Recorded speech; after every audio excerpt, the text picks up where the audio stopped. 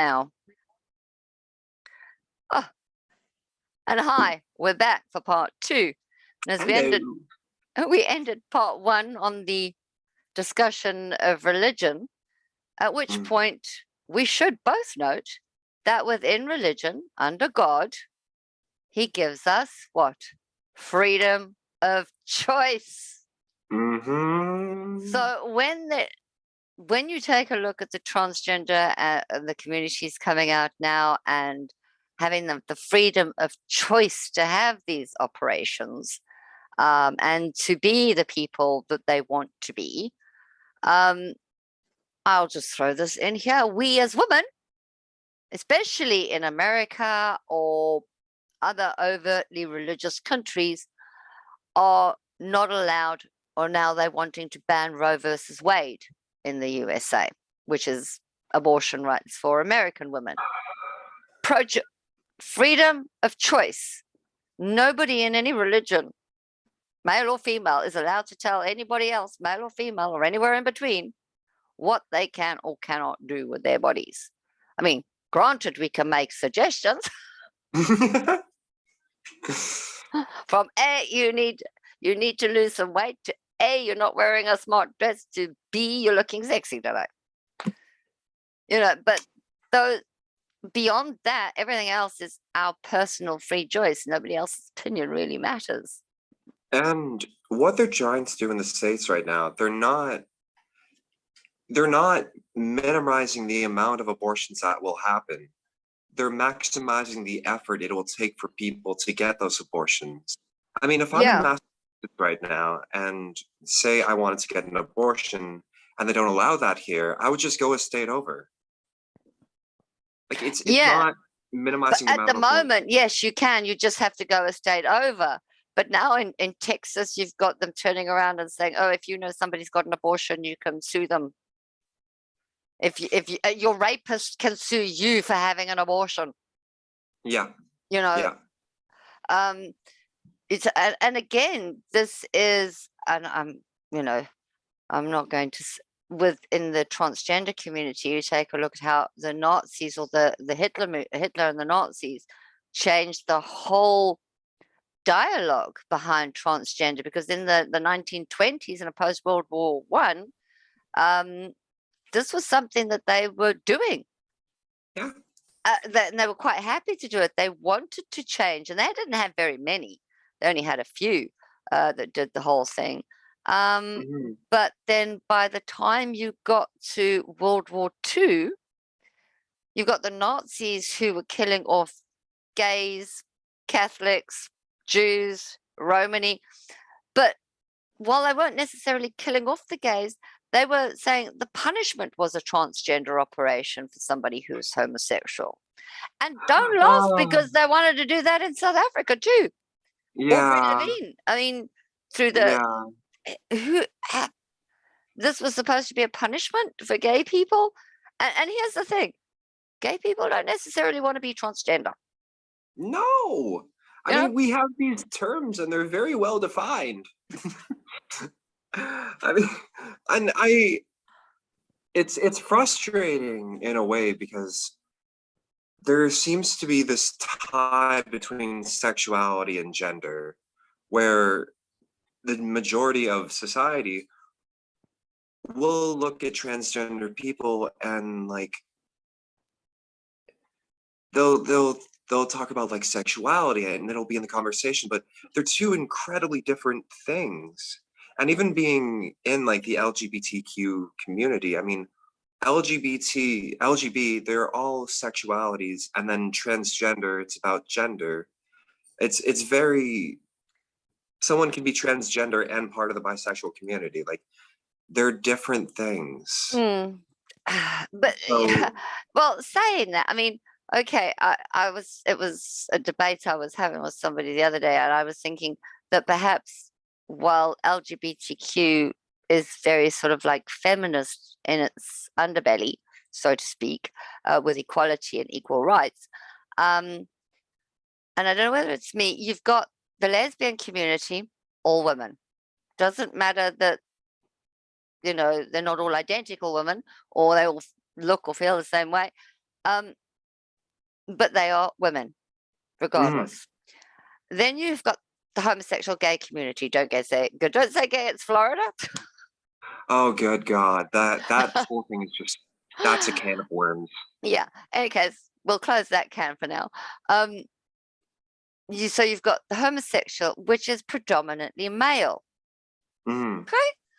And then you've got the transgender community. And here I know a little bit less of, but I see a lot more transgender male to female than I do female to male, which again makes it more male. If you know, it comes from a male beginning. I know there's an identity issue here within themselves, but within it's still very male. And even when you're transgender male, you're going female to male, so you're pushing the male narrative. And I'm just wondering, I mean, even our drag queens or our transvestites, who look wonderful on stage in their drag outfits, and unfortunately I don't say all transvestites get it right with their style and taste, but then we don't always get it right as women either. But what's the point I'm trying to make here? It's like, even within that equality and that defined sort of like LGBTQ community, the voices seem to be more masculine and come Mm. from a more masculine place. We still have, despite the need for equality. And then, and I'm going to throw this one out there, a straight man telling me what he knows what a woman is. Oh my good God. They won't give, there's got the straight men going around there telling natural born XX women that we're not allowed our human rights and stuff like that. And we've got our other communities who are fighting for their rights as well, but they're not fighting for women's rights. They're fighting for their rights within. So I often, I, as a woman and a feminist, feel that once again the woman's voice is being lost in the argument. Well, I think that makes sense. Yeah, I think generally speaking, what we've seen and what society has accepted in terms of being seen has been either male sex-wise, or like for transgender people, there's a lot of male to female people we see who are We do. out, but Who have we got here? This is our most recent. Yeah. Caitlin Jenner. And she did it very late in life, and She's an inspiration. Like, that's so incredible because there's a big thing. But she got called out as being put on as Woman of the Year, barely having been a woman. I mean, I understand the struggle is so much different from a transgender woman's point of view than it is for somebody genetically that way, myself. Because you've got to go through this whole process.